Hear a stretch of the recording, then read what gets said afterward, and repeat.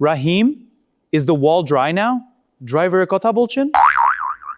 রহিম না বুঝে প্রায়ই এই ভুলটি করে থাকে। শব্দের সামান্য মিল পেলেই সে একটা অর্থ দাঁড় করায়।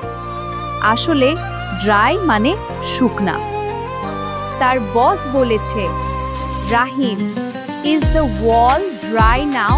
এর মানে হলো দেয়ালটা কি এখন শুকিয়েছে? এবার আমার মতো করে তুমি বলো। Is the wall dry now? মানে দেয়ালটা কি এখন শুকিয়েছে? Rahim, is the wall dry now? Yes sir, it is dry. উত্তরে রহিম বলেছে, হ্যাঁ স্যার, শুকিয়েছে। দ্রুত ইংরেজি শিখতে চাইলে চ্যানেলটি সাবস্ক্রাইব করো। ওয়ার্কার ইংলিশ বিডি, বিদেশগামী শ্রমিকদের ইংরেজি কোর্স।